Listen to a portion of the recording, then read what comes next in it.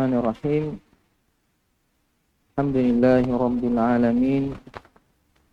Wassalatu wassalamu ala asyrafil anbiya'i wal mursalin wa ala alihi wa sahbihi wa man tabi'ahum bi ihsanin ila yaumiddin. Amma ba'd. Alhamdulillah kita kembali melanjutkan kajian kita pada malam hari ini. Lanjutan pembahasan kitab Sahih Al-Imam Bukhari rahimahullahu ta'ala rahmatan wasi'ah. Kita masih pembahasan kitab As-Sawm, hadis-hadis pembahasan seputar puasa. Kita masuk bab selanjutnya, bab yang ke 43 atau 44. Imam Bukhari rahimahullah ta'ala berkata, babu yuftiru bima tayassara minal ma'i au ghairihi. Berbuka dengan sesuatu yang mudah, yang tersedia, yang mudah dia dapatkan, berupa air putih atau selainnya.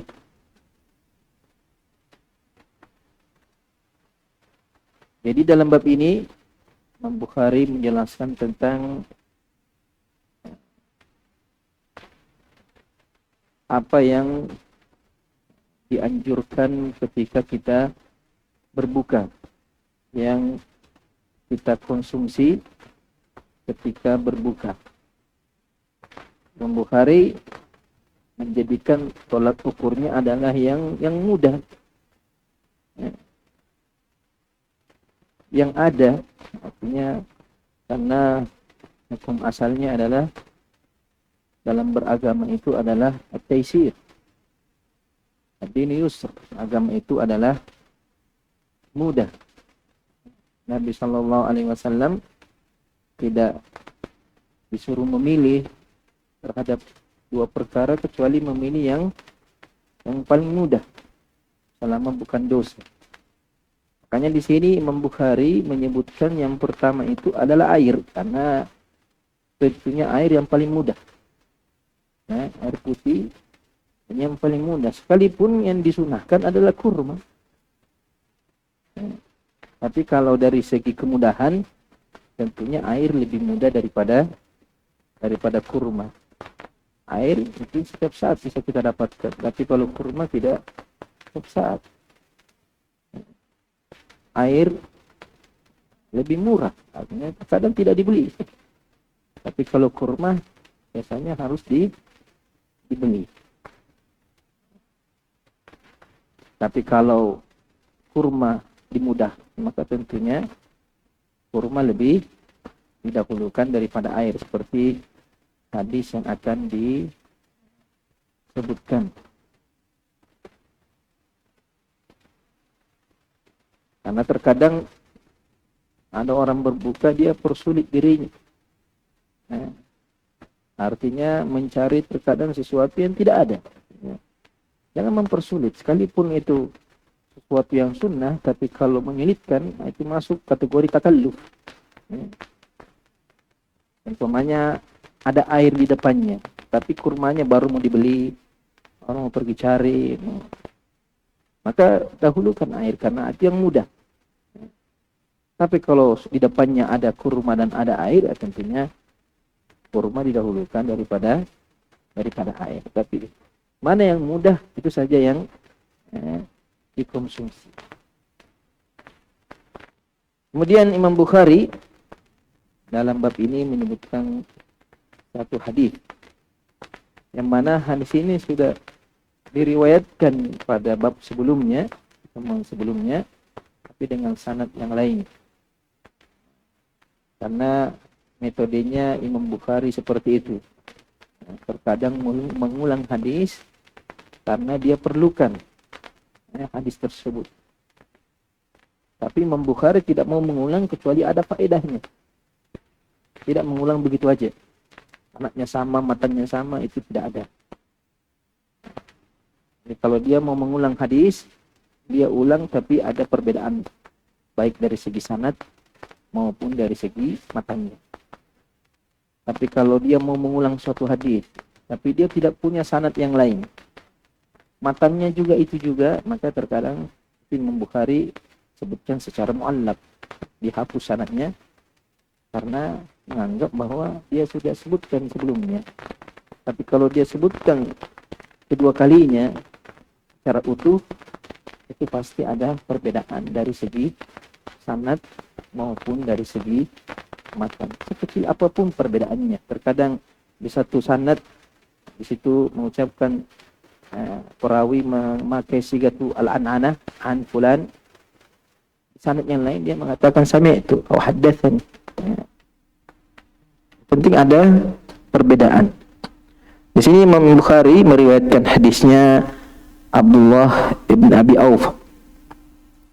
Aufa qala haddatsana Musaddad ibn Musarhad qala haddatsana Abdul Wahid ibn Ziyad al-Abdi qala haddatsana Asy-Syaibani Sulaiman qala sami'tu Abdullah ibn Abi Aufa radhiyallahu ta'ala anhu qala sirna ma'a Rasulillah sallallahu alaihi wasallam wa huwa sha'im. Kami berada dalam satu perjalanan bersama Nabi sallallahu alaihi wasallam wa huwa sha'im, dan beliau sedang berpuasa. Falamma gharabatis syams, ketika matahari sudah tenggelam. Ini menjelaskan riwayat sebelumnya. Riwayat sebelumnya itu tidak disebutkan matahari tenggelam.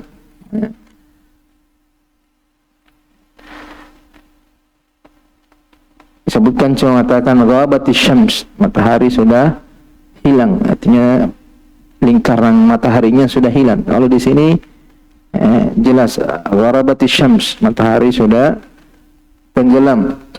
Qala, Nabi mengatakan inzil fajdah lana. Inzil fajdah lana.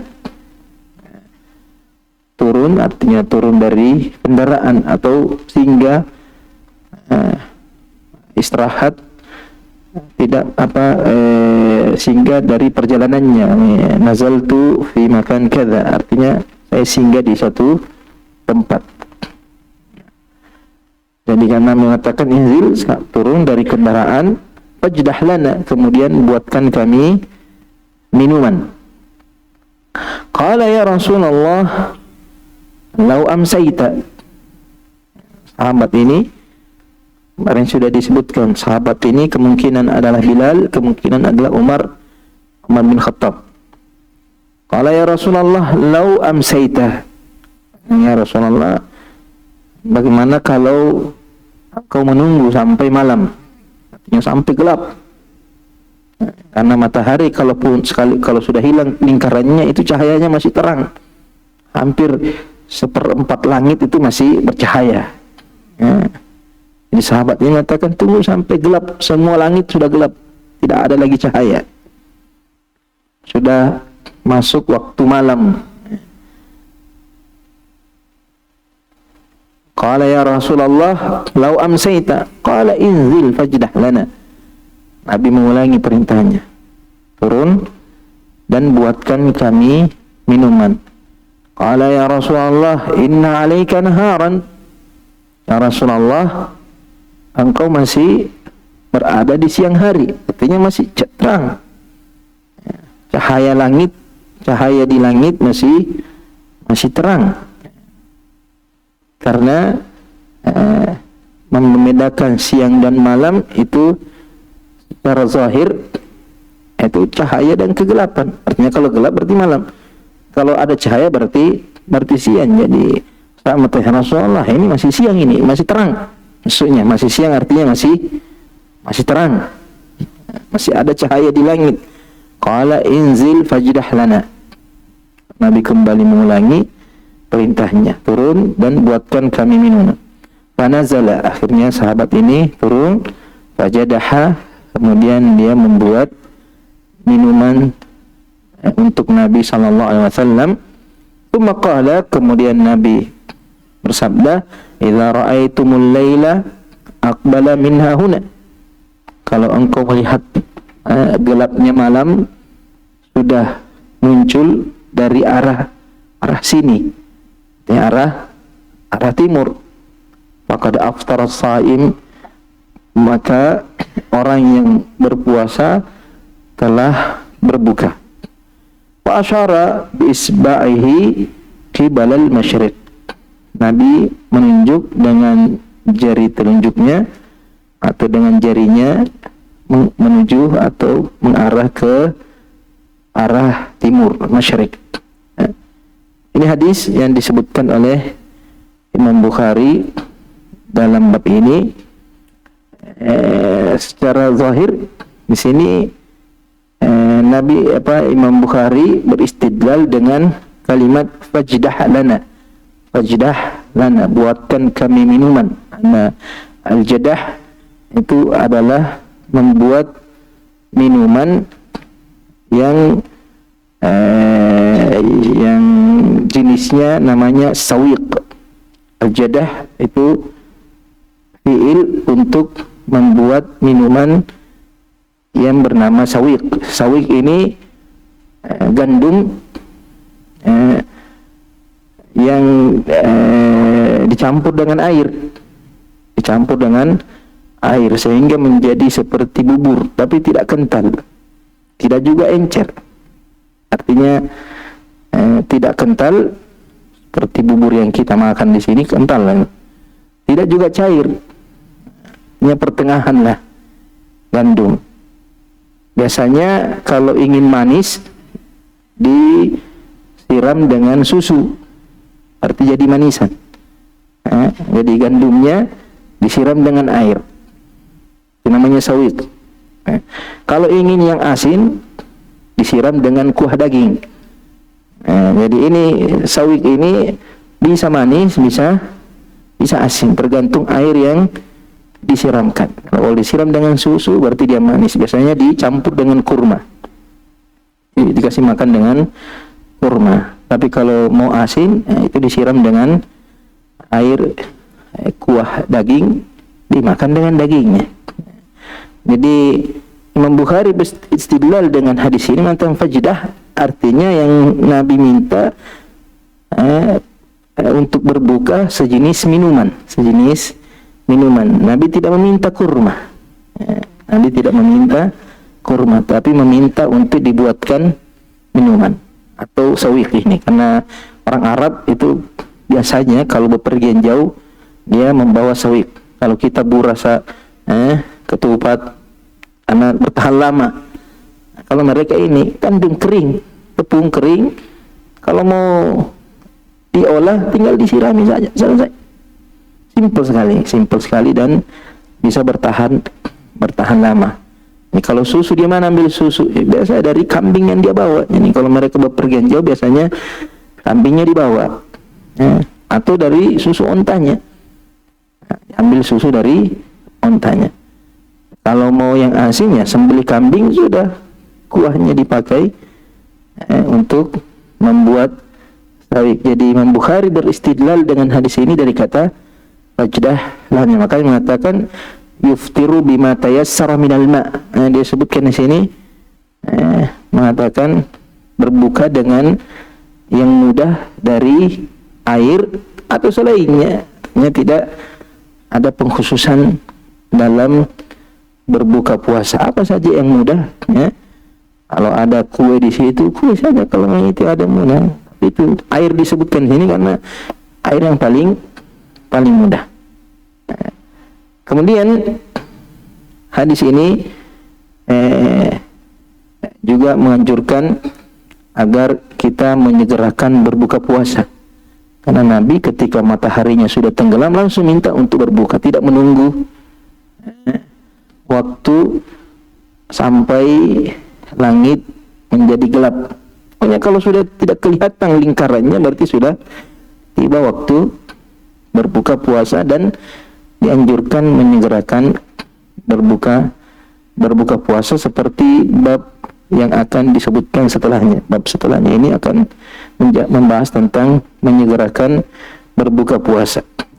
Kemudian selain minuman, Nabi SAW juga menganjurkan berbuka dengan kurma. Dengan kurma,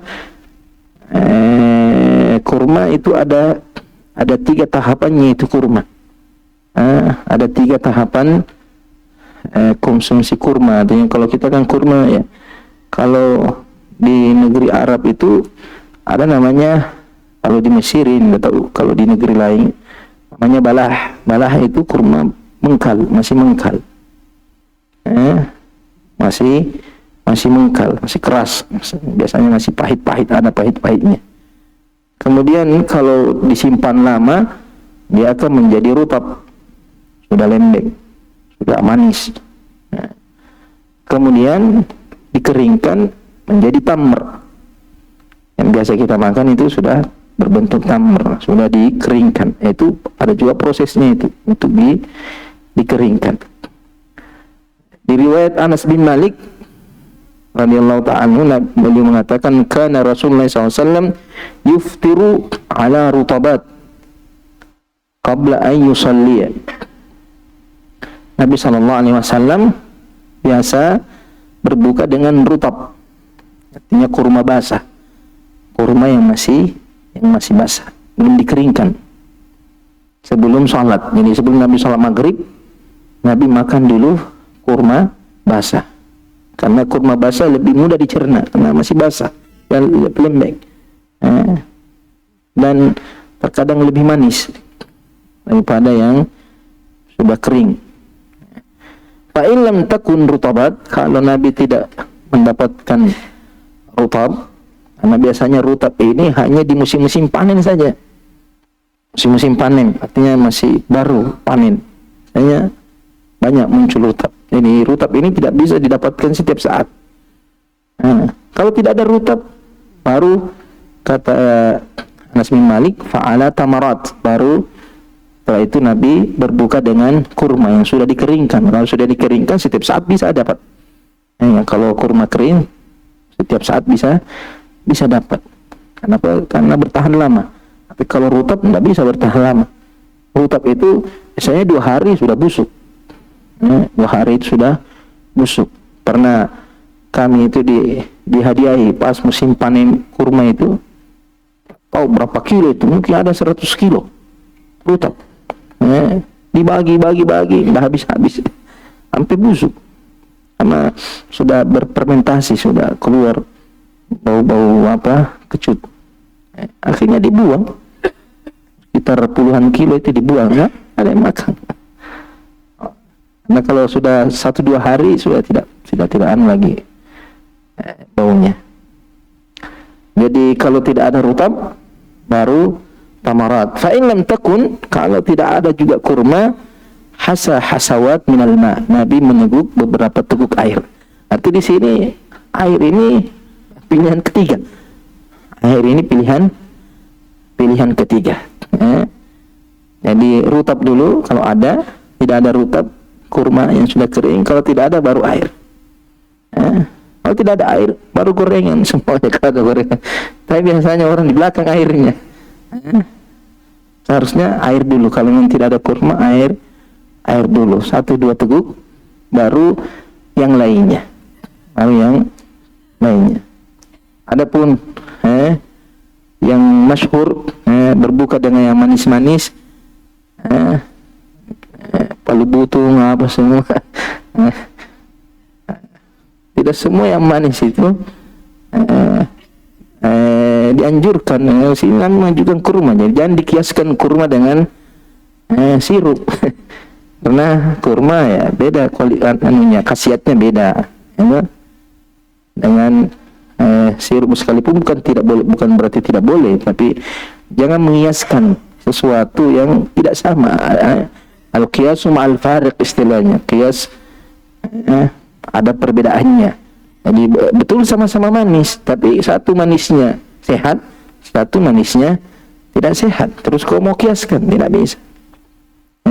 Jangan mengiaskan sesuatu yang tidak sama. La qiyasa ma'al fariq. Jadi urutannya seperti itu. Rutab, ada rutab, kurma, tidak kurma, air. Tentunya air di mana-mana ada air ya. Kecuali kalau tidak ada air, semuanya tidak ada air. Cuma ada jeruk. Makanya Imam Bukhari mengatakan apa yang mudah, apa yang mudah, apa yang ada. Semuanya tidak ada air disiapkan. Gantungan nanti saya cari air dulu, tidak. Apa yang ada di depan. Bahkan dalam hadis lain itu mengatakan kalau tidak ada kecuali akar-akar pohon saya dia isap-isap di situ. Dia kunyah-kunyah. Yang penting dia bisa menyegerakan berbuka puasa. Menyegerakan berbuka puasanya. Kemudian bab selanjutnya Imam Bukhari rahimahullah ta'ala berkata babu ta'jil iftar, bab menyegerakan berbuka. Judul babnya jelas, anjuran menyegerakan berbuka. Kemudian Imam Bukhari meriwayatkan dua hadis dalam bab ini. Hadis yang pertama, qala haddatsana Abdullah bin Yusuf At-Tinnisi qala akhbarana Malik bin Anas an Abi Hazim Salamah ibn Dinar, Abi Hazim Salamah ibn Dinar al-Madani, an Sahal bin Sa'ad as-Sa'idi radhiyallahu ta'ala anhuma. Sahal dengan Sa'ad bapaknya sahabi. Anna Rasulullah SAW qala, Rasulullah SAW bersabda, la yazalu an-nasu bi khairin ma'ajjalul fitra. Ma'ajjalu al-fitr. Manusia itu senantiasa berada dalam kebaikan selama mereka menyegerakan berbuka. Ini hadis Nabi sallallahu alaihi wasallam jelas tentang keutamaan menyegerakan berbuka. Ada beberapa hadis yang juga menunjukkan anjuran menyegerakan berbuka selain hadis yang diriwayatkan oleh Imam Bukhari. Ada hadisnya juga dari Ibn Abbas radhiyallahu taala anhuma. Nabi SAW bersabda, inna ma'asyaral anbiya umirna bita'jili fitrina. Kami para nabi diperintahkan untuk menyegerakan berbuka kami.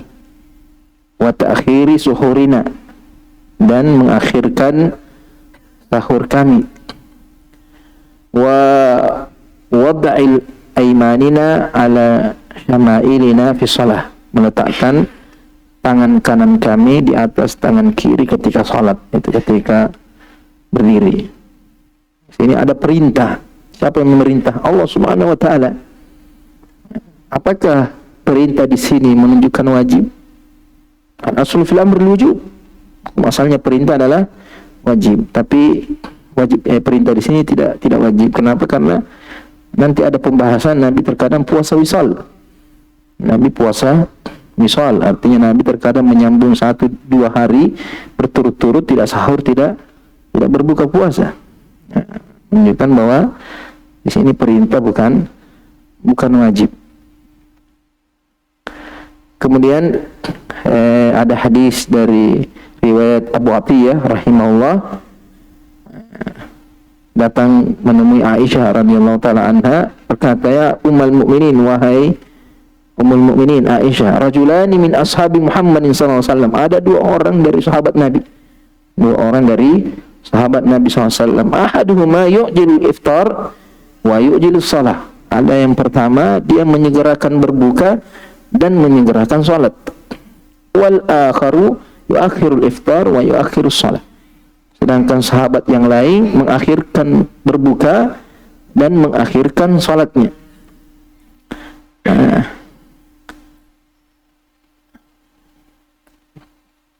Kata Aisyah, qalat ayyuhuma alladhi yu'jil iftar wa yu'jilu salat.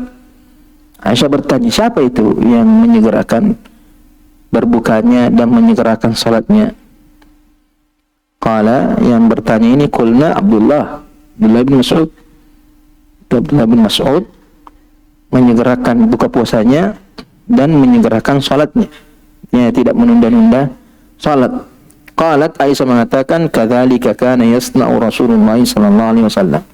Seperti itu yang biasa dilakukan oleh Nabi sallallahu alaihi wasallam, menyegerakan berbuka dan menyegerakan salat. Kemudian Anas bin Malik mengatakan, ma ra'aitu Rasulullah sallallahu alaihi wasallam qad shalla salatal maghrib hatta yuftir. Saya tidak pernah melihat Nabi SAW salat maghrib sampai beliau berbuka dulu. Jadi kalau Nabi berpuasa, Nabi tidak salat kecuali sudah berbuka. Artinya dibatalkan dulu puasanya baru salat. Ya, di sini berbuka tidak harus konronya, cotonya, ikan bakarnya dimakan semua dulu, tidak mesti. Artinya batalkan saya dulu. Kurma, minum, pergi salat. Ya. Walau ala syurbatin minna, sekalipun hanya dengan meneguk seteguk air. Jadi pokoknya Nabi tidak pernah salat maghrib kecuali berbuka dulu, sekalipun hanya dengan meneguk air. Yang batalkan dulu puasanya baru salat maghrib. Kemudian hadis Ummu Hakim binti Wada, dia mendengar Nabi bersabda, ajilul iftar wa akhiru ashur. Segerakanlah berbuka dan akhirkanlah sahur.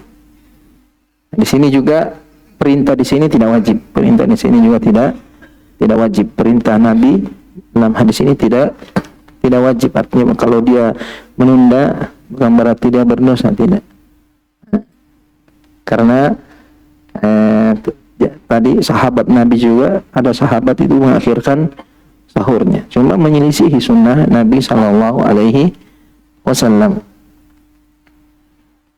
Kemudian Nabi di sini mengatakan la yazalun nasu bi khair. Manusia senantiasa dalam kebaikan. Kebaikan mana yang dimaksud? Kaedahnya ketika disebutkan sesuatu dalam Al-Qur'an dan Sunnah tidak dirinci, maka hukum asalnya tufidul umum. Sesuatu yang tidak dirinci dalam Al-Qur'an dan Sunnah berarti menunjukkan keumuman. Itu hukum asalnya. Kecuali kalau ada dalil yang merinci, mengkhususkan baru dikhususkan. Tapi kalau tidak ada berarti umum. Berarti umum. Seperti mengatakan fastabiqul khairat, berlomba-lomba dalam kebaikan. Kebaikan apa? Semua kebaikan, berlomba-lomba. Selama itu kebaikan. Ya. Jadi kalau ada lafaz umum, hukum asalnya lafaz umum itu adalah dipahami dengan keumumannya. Dipahami sesuai dengan lafaz umumnya, kecuali kalau ada dalil. Di antara lafaz umum itu ketika fi'il muta'addi tidak disebutkan maf'ulnya, tidak disebutkan maf'ulnya, berarti maf'ulnya sifatnya umum.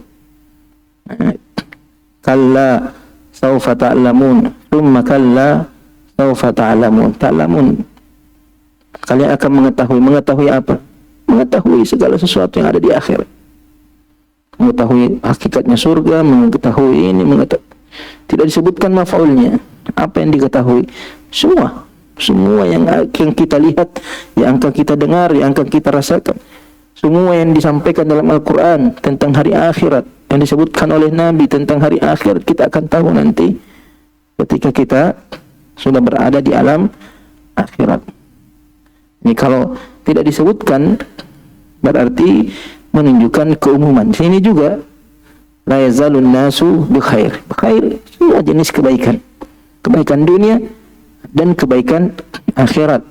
Kebaikan yang kita tahu dan kebaikan yang tidak kita tahu. Ada kebaikan-kebaikan yang kita tidak tahu. Ya. Di antara kebaikannya dan ini yang paling utama adalah kita mengamalkan sunnah Nabi. Itu tidak ada kebaikan melebihi kebaikan kita diberi taufik berada di atas sunnah Nabi sallallahu alaihi wasallam. Dan ketika kita menyegerakan berbuka, berarti kita sudah menepati sunnah Nabi sallallahu alaihi wasallam. Kita sudah beribadah seperti ibadahnya Nabi sallallahu alaihi wasallam. Kita sudah mengamalkan apa yang diperintahkan oleh Nabi sallallahu alaihi wasallam. Allah mengatakan laqad kana lakum fi Rasulillahi uswatun hasanah liman kana yarjullaha wal yawmal akhir. Jadi ketika mencontoh Nabi, itulah kebaikan yang terbaik. Ya. Kebaikan yang terbaik. Dan banyak kebaikan-kebaikan. Kebaikan akhirat liman kana yarjullah. Mengharapkan Allah. Tentunya kita mengharapkan Allah di dunia dan di akhirat. Mengharapkan kebaikan-kebaikan dari Allah, karunia-karunia dari Allah. Wal yaumal akhir, begitu juga kebaikan nanti di akhirat. Bagaimana mendapatkan ini? Kebaikan Allah, kebaikan akhirat. Mengamalkan sunnah Nabi sallallahu alaihi wasallam. Dalam riwayat itu, riwayat lain, Nabi bersabda, la yazalu ummati ala sunnati.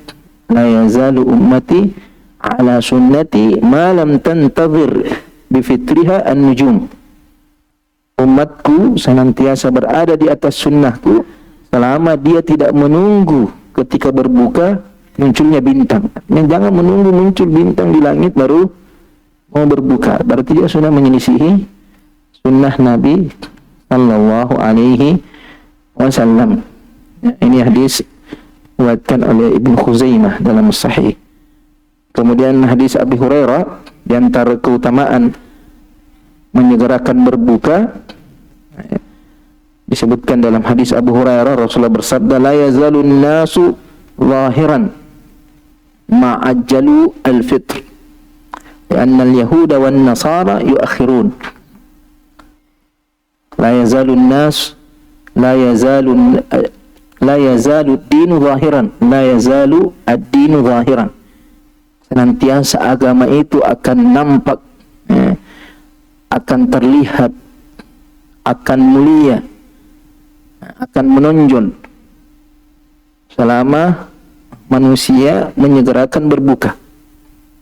Artinya kita diperintahkan untuk menampakkan agama kita, memperlihatkan agama Islam, keindahannya, kemudahannya, segala kebaikan-kebaikan Islam itu harus kita nampakkan. Kita nampakkan akidah kita, kita nampakkan ibadah kita yang memang harus dinampakkan. Salat berjamaahnya, syiar-syiar Islam harus dinampakkan, bukan sebaliknya syiar-syiar orang kafir yang dinampakkan. Ketika ada perayaan-perayaan mereka, Islam dua, nomor satu, sehingga tidak nampak ini Islam atau kafir, ini tidak jelas. Ini orang Islam atau orang non-Muslim. Kenapa? Karena ini Muslim ikut-ikutan juga. Jadi harus kita nampakkan. Makanya Nabi dalam beberapa hadis menyebutkan khalifu al-Yahud, khalifun Nasara, khaliful Majus. Diperintahkan untuk menyelisihi mereka. Kenapa? Karena kalau kita menyelisihi mereka akan nampak itu agama. Terlihat, oh ini Muslim, ini bukan Muslim. Di antaranya salat. Al-ahdul ladzi bainana wa bainal qaum tarkus shalah. Bagi menafsirkan, yang membedakan kita dengan mereka adalah meninggalkan salat. Mereka tidak salat. Jadi kalau orang Islam juga tidak salat, terus apa bedamu sama mereka? Ya, harus ada nampak dari diri kita ciri khas seorang Muslim. Itulah izzahnya seorang Muslim, bangga dengan keislamannya. Ada orang malu-malu, biar namanya juga tidak mau pakai nama-nama Islam. Nama-nama tidak jelas. Ini nama orang Islam atau disebut namanya tidak tahu ini orang Islam atau tidak. Karena namanya saya sudah tidak ketahuan. Tapi kalau dia pakai nama-nama Islam, jelas Muslim.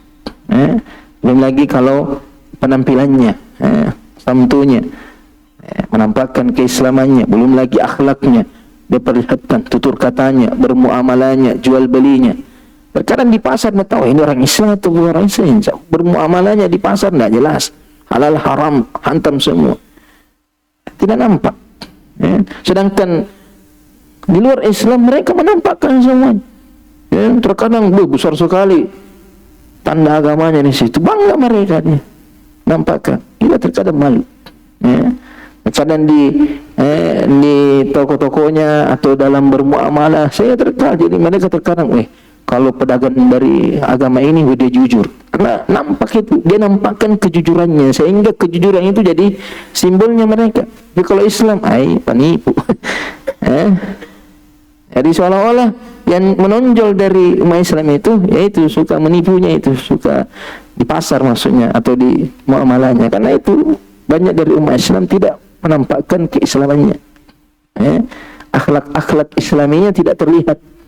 Justru orang di luar Islam yang menampakkan akhlak-akhlak Islami, kejujurannya, amanahnya, ketekunannya. Itu kan akhlak-akhlak Islami semua itu.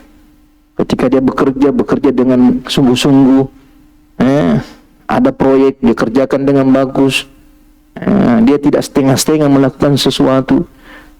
Banyak terkadang kita panggil tukang seumpamanya, dia tukang perbaiki ini apa itu, kerja tidak beres kerjanya. Ada orang Islam, apalagi kalau sudah berjenggot lagi, mengenal sunnah, tapi begitu badan jelek itu sunnah. Jadi bukan dia yang jelek, tapi semua yang berjenggot jelek semua. Saya sudah panggil tukang ini pakai jenggot lagi, padahal mungkin dia saja personnya ini, tapi itu sudah mencoreng nama baik agamanya, nama baik sunnahnya. Padahal seharusnya seorang muslim itu menampakkan keislaman. Makanya Nabi mengatakan sini, la yazalu dinu zahiran, senantiasa agama itu nampak, jelas, terlihat, menjadi pilar, menjadi simbol, selalu dilihat. Ma'ajjalan nasu al-fitr, selama orang menyegerakan berbuka, karena itu ciri khasnya muslim. Li'anna al-yahuda wan nasara yuakhiru, Yahudi dan Nasara itu mengakhirkan berbuka puasanya. Jadi di antara keutamaan menyegerakan berbuka adalah menyelisihi al-Yahud dan Nasara, menyelisihi mereka, dan itu ibadah. Menyelisihi mereka itu ibadah. Sebagaimana menyerupainya adalah maksiat. Tashabbaha biqaumin fahuwa minhum. Jadi kalau menyelisihinya adalah ibadah, berarti menyerupainya adalah maksiat. Segala bentuk penyerupaan. Apalagi kalau penyerupaan itu berkaitan dengan akidahnya, berarti buruk itu. Bisa jadi dia bisa keluar dari keislamannya kalau akidahnya yang dia serupai. Kalau dari segi muamalahnya, terkadang dari segi ibadahnya, tergantung bentuk penyerupaannya. Hukumnya tergantung bentuk penyerupaannya. Di sini ketika seseorang menyegerakan berbuka, dia menyerupai Nabi, menyelisihi ahli kitab. Kemudian hadis ini juga menunjukkan bahwasanya orang yang menyegerakan berbuka puasa bukan hanya kebaikan untuk dirinya, tapi kebaikan untuk agama juga. Kebaikan untuk agama juga. Cuma banyak orang-orang yang menyegerakan berbuka di sini, berbukanya disegerakan, tapi sholatnya ditinggal. Jadi terkadang jam 5 itu sudah siap semua itu depannya itu. Pas sudah buka puasa, ada sholat maghrib. Kenapa? Karena itu. Terkadang menyegerakan berbuka di pinggir pantai, menyegerakan berbuka di tempat-tempat yang melalaikan. Menganggap bahwa menyegerakan berbuka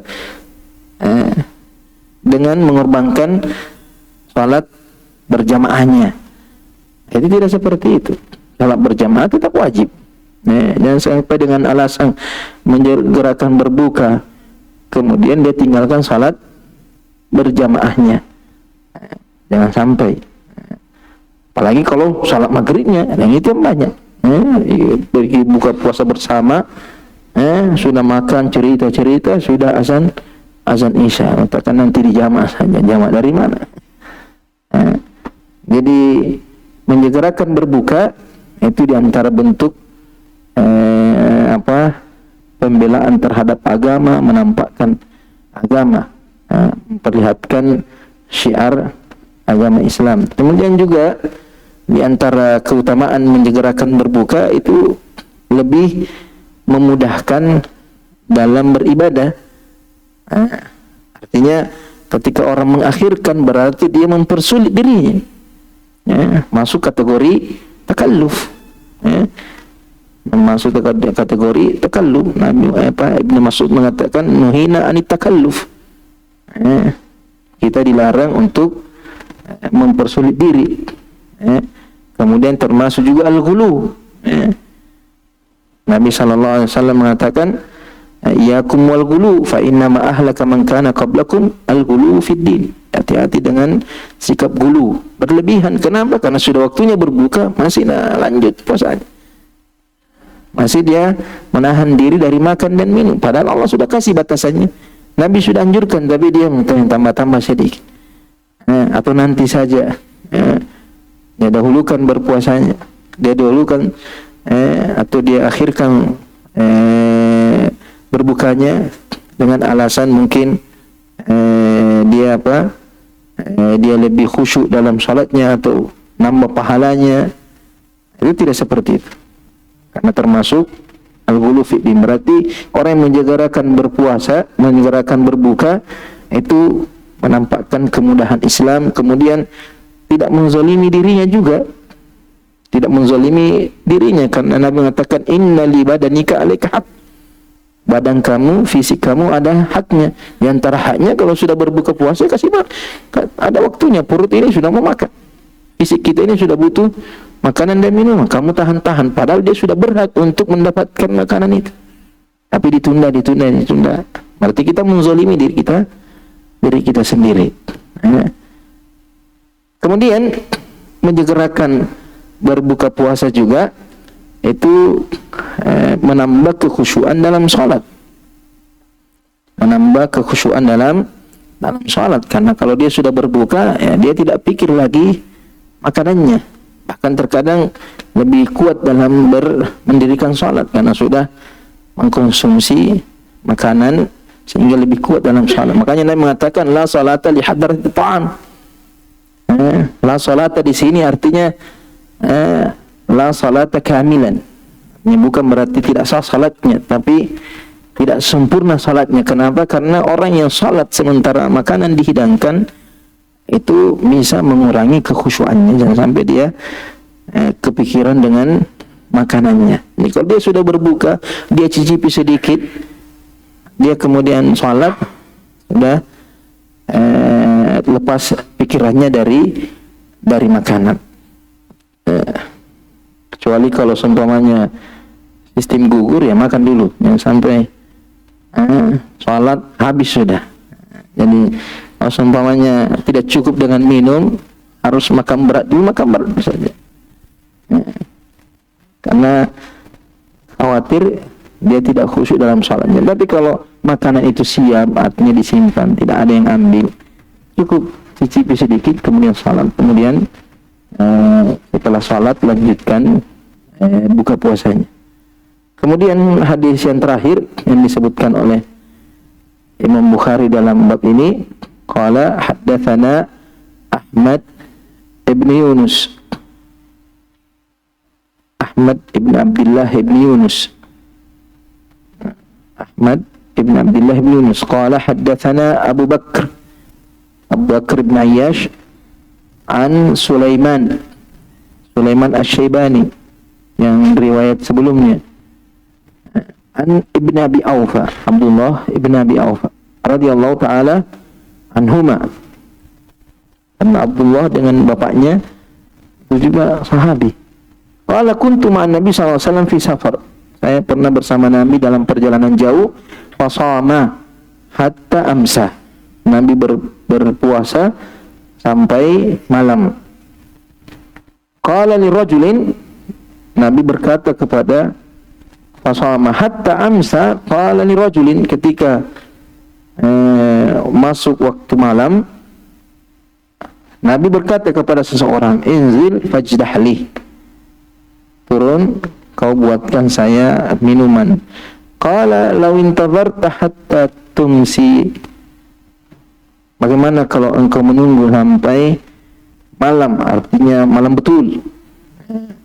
Makanya dalam Islam itu malam itu kalau matahari sudah tenggelam itu sudah masuk waktu malam. Ya. Itu sudah masuk waktu malam matahari tenggelam. Bukan ketika sudah gelap. Jadi sahabat mengatakan, bagaimana kalau kamu tunggu sampai gelap? Langit sudah tidak ada lagi cahaya. Qala inzil fajdahli. Nabi kembali mengatakan, turun dan buatkan saya minuman. Idza ra'aital laila qad aqbala min hahuna faqad aftara as-shaim. Kalau kamu melihat malam sudah muncul dari arah sini, yaitu arah timur, maka orang yang berpuasa telah tiba waktu berbukanya. Ini hadis sama seperti sebelumnya, cuma di sini ada tambahan bahwasanya ketika seseorang itu berbuka harus betul-betul memperhatikan waktu berbukanya. Harus dia pastikan bahwa waktu berbuka sudah tiba. Karena di sini Nabi tidak menegur sahabat, dia cuma mengatakan, ya harus bagaimana kalau tunggu waktu malam, supaya untuk lebih hati-hati. Maksudnya sahabat ini ingin lebih hati-hati akan masuknya waktu berbuka. Tapi Nabi mengatakan tidak, ini sudah waktu berbuka. Ya. Jadi Nabi di sini tidak menegur sahabat. Ya, kenapa saya suruh tidak langsung kerja? Kenapa? Karena sahabat ini tidak langsung membuatkan Nabi karena bentuk kehati-hatian agar tidak terburu-buru berbuka. Ternyata belum masuk waktu berbuka. Makanya bab selanjutnya itu Imam Bukhari menyebutkan bab bagaimana kalau orang berbuka tiba-tiba matahari muncul. Dia dianggap bahwa sudah maghrib. Ternyata masih ada matahari. Mungkin dia dengar orang ketuk-ketuk palu, dia bilang beduk itu kapan itu, makan dia. Atau ada orang ringtone HP-nya azan, ya hanya itu Allah yang sudah dia makan. Ternyata HP-nya yang bunyi. Tanya di luar belum. Jadi bagaimana hukumnya? Jadi di sini menunjukkan bahwasanya ketika berbuka harus hati-hati. Jangan sampai dia mengira bahwa matahari sudah tenggelam, ternyata matahari belum tenggelam. Mungkin karena ada mendung, terkadang mendung tidak kelihatan matahari tenggelam. Ya. Mungkin tidak terlihat, wah kayaknya sudah hilang matahari. Pas awannya menutupi matahari hilang, masih kelihatan matahari situ. Ya. Kelihatan matahari situ. Apalagi di pinggir pantai biasanya. Pernah di daerah Papua itu saya sedang di situ, tiba-tiba datang orang dari pantai, masih kelihatan matahari di laut. Kenapa sudah azan? Artinya mataharinya kelihatan, mereka lihat matahari. Tiba-tiba azan di masjid, masih kelihatan matahari itu. Jadi langsung datang, masjidnya dekat dari pantai. Nah ini kenapa? Karena tukang azannya dia cuma dengar di radio mungkin dia dengar dari ada jadwalnya, kemudian jamnya mungkin terlambat atau terlalu canggih jamnya, cepat sekali larinya jamnya. Nanti kan kebanyakan kita cuma lihat saja jam digital. Jadi kalau memang ada keraguan jangan segera. Tapi kalau jelas, nampak jelas, kelihatan jelas, jangan ditunda-tunda. Kalau nanti kita lanjut ini bab berikutnya tentang hal ini. Allah Ta'ala alam. Azan dulu baru tanya jawab.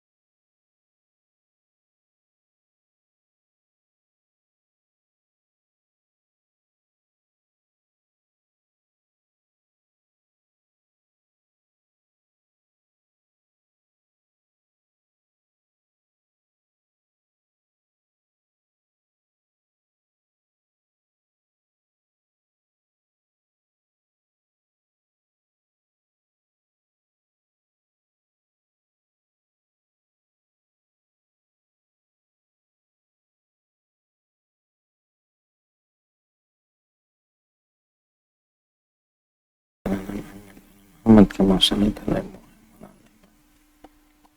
Muhammad. Bismillahirrahmanirrahim. Ada pertanyaan di sini, bagaimana kalau muazzin yang puasa? Apakah ia boleh berbuka dulu baru azan atau ia azan dulu baru berbuka? Tergantung bukanya apa. Kalau coto konroy selesai itu jamaah itu. Awalnya kalau dia ditunggu. Nah, terkadang ada juga orang itu dia tidak mau buka kecuali azan di masjidnya dia ikuti. Dia tidak percaya dengan televisi atau radio.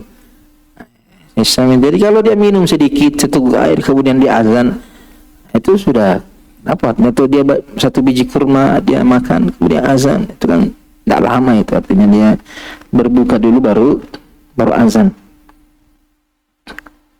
Kemudian tanya saya tentang meninggalkan salat saat telah disediakan makanan. Tadilah salata di hadrati at-ta'am. La salata li hadrati at-ta'am. Kemudian ketika berbuka makanan sudah disediakan, maka akan terlambat salat maghrib. Makanya lihat kondisi, lihat keadaan. Kalau makanannya tidak ada yang ambil, artinya sudah dibagi-bagi, atau dia kepala rumah tangga tidak ada yang ambil, dia minum sedikit kurma baru pergi sholat. Makanya alhamdulillah di masjid-masjid, mayoritas masjid disediakan buka puasa. Itu di antara sunnah juga, itu artinya kebaikan. Bahkan di negeri-negeri lain juga seperti itu, selalu ada disiapkan sedikit minuman dan kurma untuk membatalkan puasa. Jadi tidak harus ketinggalan sholat maghribnya, artinya berbuka minuman air putih kurma di masjid, sholat pulang. Tapi kalau seumpamanya di tempat khusus, seumpamanya masjid kita ini seumpamanya yang qamat kita juga, artinya kalau seumpamanya dia azan kemudian makan berat, tunggu 15 menit, setengah jam baru sholat, tidak ada masalah. Karena didahulukan makan daripada sholat, sehingga makannya selesai, sholat berjamaahnya juga dapat. Tapi kalau seumpamanya bukan kita yang mengatur masjidnya, artinya kadang ada masjid itu 15 menit, 10 menit sudah langsung qamat. Kemudian makanan sistem gugur. Artinya kalau kau tidak makan, habis sudah, selamat tinggal. Ada prasmanan di situ, ada orang tidak peduli sholatnya. Nah, kau butuh salat, jadi tinggal lihat apakah akan mengganggu kekhusyuanmu atau tidak, karena ada orang juga tidak. Tapi kalau lama-lama kita makan konro ini, belum pernah makan konro, terus dia pikir terus salahnya, maka berbuka dulu, kemudian nanti salat berjamaah dengan yang lainnya, cari jamaah yang belakangan. Jadi dahulukan salat, didahulukan berbuka, kemudian salatnya. Tapi itu sesuai dengan keadaan, kondisi. Jadi kalau dia bisa gabungkan dua-duanya, itu lebih afdal. Tapi kalau dia harus memilih antara salat berjamaah pertama dengan makan dulu dan akan mengganggu kekhusyuan salatnya, maka dia makan dulu kemudian salat berjamaah dengan jamaah kedua, atau minimal dia berjamaah dengan salat sendiri.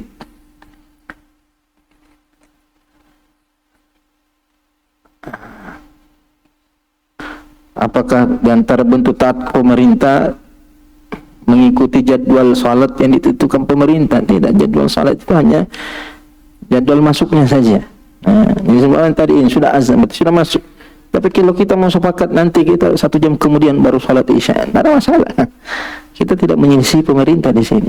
Jadi jadwal yang ditetapkan pemerintah itu hanya menentukan awal masuknya salat, dan tidak harus kita salat pesan, kecuali kalau semuanya ada pemerintahnya di situ, semuanya ada. Kita tinggal dekat semuanya masjid yang dikelola oleh pemerintah dan pejabatnya ada di situ, semuanya kita disuruh salat, Ya, kita diminta sholat berjamaah, artinya ikut dengan sholat berjamaah di tempat tersebut. Ya, jangan dia sholat berjamaah, dia berjamaah bikin jamaah baru seumpamanya, atau sehingga tertimbul fitnah. Sudah ada sholat, dia tunggu situ tidak sholat, nanti dia bikin sholat jamaah sendiri. Itu kan hal-hal yang bisa menimbulkan fitnah. Tapi kalau kita di masjid, dia di masjid, ya, dia duluan sholat, kita nanti belakangan, itu tidak termasuk menyelisihi pemerintah. Yang menyelisih itu kalau Ramadan, itu jelas Ramadan. Kalau pemerintah sudah tetapkan satu Ramadan kemudian dia mengatakan tidak, saya duluan, itu nampak fitnahnya, nampak perselisihannya. Dan yang berhak menetapkan waktu masuknya Ramadan itu adalah pemerintah. Banyak sahabat ketika melihat hilal itu dilaporkan kepada Nabi Sallallahu Alaihi Wasallam. Nanti Nabi yang mengumumkan bahwa besok kita puasa. Berarti menunjukkan bahwasanya penetapan satu Ramadan itu hak wewenang pemerintah karena berkaitan dengan orang banyak. Kemudian nampak sekali perbedaannya, beda dengan waktu sholat, ya. Tidak, beda tipis, di sini azan, di sana azan. Tapi sholat berjamaahnya kan tidak nampak. Yang nampak itu kalau bikin jamaah di sini, bisa entar lagi bikin jamaah di sini. Itu nampak. Tidak boleh seperti itu. Ya. Satu masjid ada dua jamaahnya. Ya. Artinya kita di sini ada satu kelompok di belakang dulu. Nanti selesai baru kita sholat berjamaah karena lain mazhabnya atau lain imamnya. Ya, itu tidak boleh karena akan menampakkan perselisihan. Ya. Tapi kalau beda masjidnya itu tidak mengapa. Dia mengatakan kenapa waktu Ramadan harus satu, sedangkan waktu salat harus melihat hilal, sedangkan waktu salat tidak harus melihat hilal, karena ya masuknya Ramadan itu bergantung kepada ru'yatul hilal. Kalau tidak lihat berarti besok tidak puasa. Kalau kelihatan berarti besok puasa. Nampak? Adapun waktu sholat semuanya sudah maghrib, apakah wajib kita langsung sholat kalau sudah azan maghrib? Tidak. Jadi ketika matahari tenggelam, apakah wajib kita langsung sholat maghrib? Enggak. Tapi waktu sholat maghrib sudah wajib. Tapi kita tunggu dulu, seperti 15 menit, tunggu jamaah datang semua. Harus seperti tadi, kita makan berbuka puasa dulu, kemudian kita sholat maghrib. Tidak mengapa.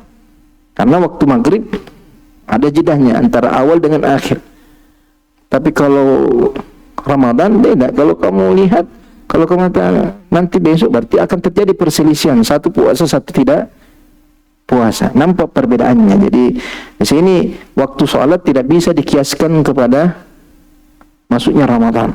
Adalah qiyas ma'al fariq. Mengatakan kalau sholat pakai hisab.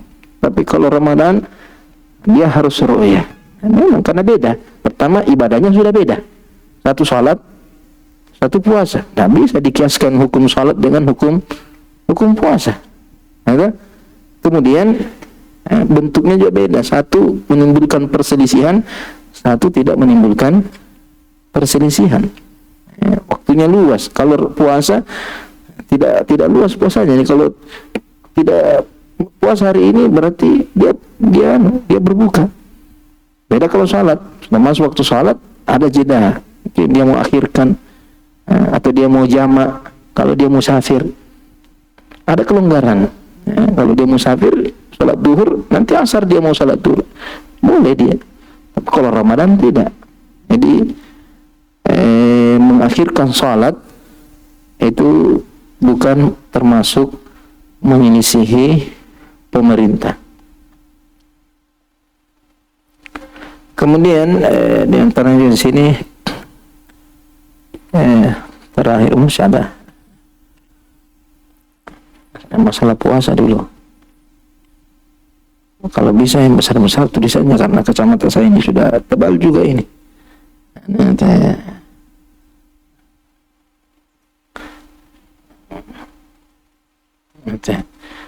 Jadi tidak jelas. Harus kayak manuskrip saya lihat ini. Harus pakai pembesar. Masjid yang dimana panitianya berwaktu berbuka. nambah 5 menit. Hati-hatian.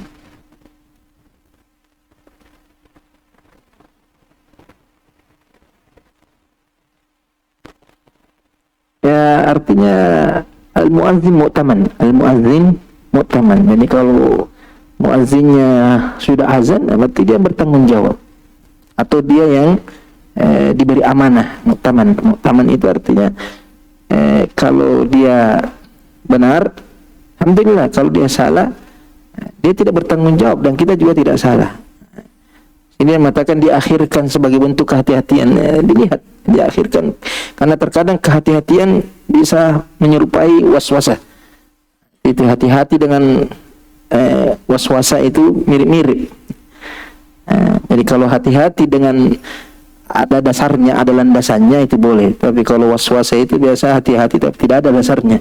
Artinya orang azam semua tapi hati-hati. Dari mana orang semua sudah azan semua, kamu masih tunggu 15 menit bah, itu bukan hati-hati lagi sudah di situ. Artinya seperti tadi itu mungkin kentara kita, artinya apalagi kalau di masa sekarang kan teknologi lebih canggih, sudah lebih bagus, sehingga waktu berbuka itu bisa lebih akurat, Jadi kalau muazzinnya sudah azan, ya itu tanda bahwa sudah masuk waktu berbuka.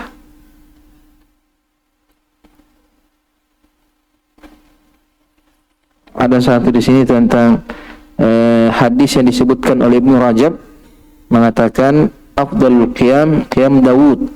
Kemudian mengatakan rawahul Bukhari. Ternyata di Sahih Bukhari mengatakan ahabbus shalah ilallah salat Daud. Apakah afdal itu sama dengan ahab? Tentunya yang afdal, tentu yang paling dicintai oleh Allah Subhanahu wa taala, dan yang paling dicintai tentu lebih afdal.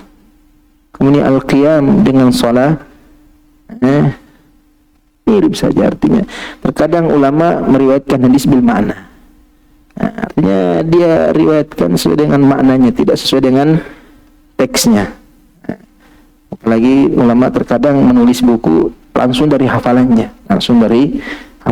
Beda dengan kita, terkadang menyusun buku langsung ke bukunya, langsung ke referensinya, sehingga lebih akurat. Tinggal di copy paste langsung masuk. Kalau ulama dulu terkadang dari hafalannya, terkadang meriwayatkan hadis dengan makna, dan itu dibolehkan selama tidak merubah makna. Jadi kalau afdal dengan ahab, Nabi SAW terkadang memakai ahab, terkadang memakai afdal. Ayul a'mali ilallah ahab, ayul a'mal ahabbu ilallah. Kadang mengatakan ayul a'mali afdal, menunjukkan bahwasanya afdal dengan ahab mirip. Begitu juga dengan al-qiyam dengan as-shalah, itu penggunaannya sama, tidak terlalu jauh perbedaannya. Tidak mengapa artinya.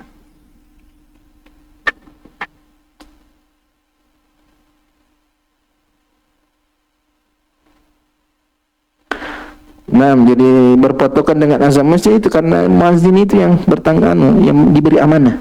Jadi muazzin biasanya azan kalau sudah masuk waktu. Jadi kalau sudah azan berarti sudah masuk waktu. Cuma saya bilang ada terkadang masjid itu dia tidak azan di waktu karena buka puasa dulu muazzinnya. Ada masjid begitu, buka puasa dulu muazzinnya baru azan. Jadi kalau kamu tunggu itu berarti terlambat kamu. Terkadang orang pakai azan di televisi. Itu kan azan di televisi juga melihat jadwal. Kita juga boleh lihat jadwal, tapi ingat jammu jangan sampai terlalu cepat jammu. Kan jadwal kan mengatakan jam 6 lewat sekian. Kamu lihat, sudah 6 lewat sekian. Padahal jamnya yang terlalu cepat. Itu kan di situ bentuk kehati-hatiannya. Jadi usahakan jam di masjid itu selalu dikontrol. Jam di masjid selalu dikontrol. Karena terkadang ada jam masjid sudah habis baterainya, sudah suap baterainya, belum tak. Padahal sudah terlambat sudah. Karena itu kan jam-jam seperti itu kan dipengaruhi sama baterai namanya. Atau ada yang digital, dan mungkin error namanya juga Jadi bentuk kehati-hatiannya di situ, periksa terus anunya itu, patokannya. Karena kita sekarang berpatokan dengan hisab-hisab seperti itu. Tidak ada yang pergi ke laut periksa matahari. Kita mau lihat matahari, banyak gedung-gedung tinggi sekarang, tidak kelihatan matahari tenggelam. Ya. Tapi teknologi ini bisa dikatakan akurat. Ya. Seperti di HP, misalnya itu akurat itu. Ya. Saya biasa kalau di pinggir pantai, saya kelihatan matahari tenggelam, saya lihat di situ. Akurat betul, tenggelam sudah pas itu. Itu berarti bukti bahwa mereka pas, karena dibuktikan. Kalau tidak percaya pergi saja ke laut, tunggu itu mengerti. Oh pas. Berarti kalau sudah satu kali dibuktikan, berarti yang lain ikut saja. Tidak mesti harus tiap hari. Jadi kalau mengatakan tidak pas, buktikan. Buktikan kalau jam itu tidak pas. Ya.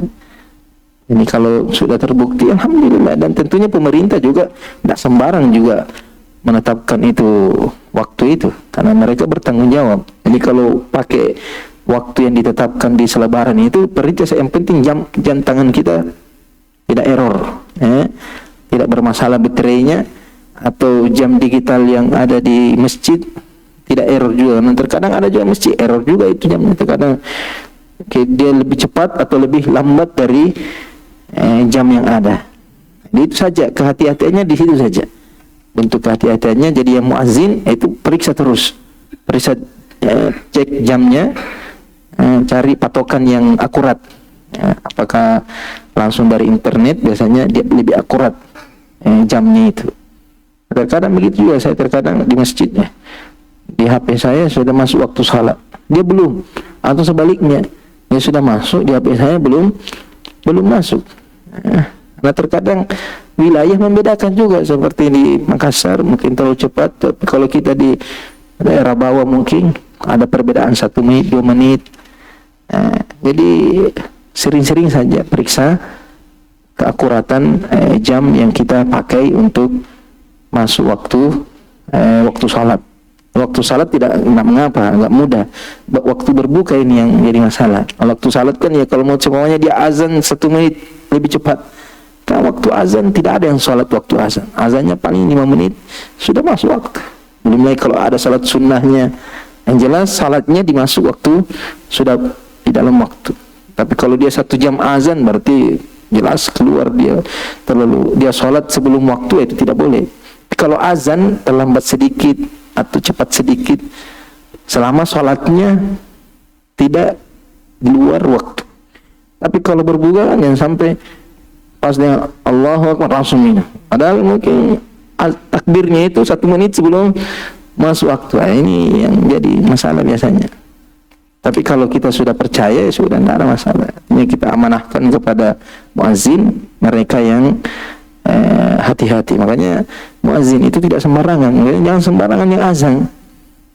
Ya, kalau sudah ditunjuk muazzin, dia yang harus bertanggung jawab. Jangan sembarang, karena jangan sampai sembarang azan belum waktu dia azan. Ya, makanya di masa Nabi itu Abu Bakar tidak pernah azan dia. Padahal dia lebih mulia. Dia tahu keutamaan azan, tapi bukan dia ditunjuk jadi tukang azan, tidak ada azan dia. Itu yang azan cuma bilang saja dengan Ibnu Maktum, dia saja. Padahal ada Umar, ada Utsman, dan mereka tahu keutamaan azan. Tapi karena sudah ditunjuk sama Nabi, tidak berani dia azan. Karena ada hal-hal yang harus dijaga. Waktunya itu dia harus jaga. Kecuali kalau dikasih izin tidak ada masalah. Cuma itu saja, kalau mau azan itu perhatikan sampai kita lebih cepat, atau kalau waktu sholat tidak ada masalah. Waktu puasa saja ini yang paling hati-hati. Azan maghrib dengan azan subuh, itu saja. Perhatikan waktu azannya maghrib dan subuh di bulan Ramadan. Tapi selain bulan Ramadan juga, karena orang buka puasa juga. Ada yang puasa qada, ada yang puasa sunnah di luar Ramadan. Jadi hati-hati azan maghrib dengan azan subuh. Nah, ini pembahasan kita pada malam hari. Insyaallah lanjut pertemuan berikutnya. Subhanakallahumma bihamdik, asyhadu an la ilaha illa anta, astaghfiruka wa atubu ilaik. Wassalamualaikum warahmatullahi wabarakatuh.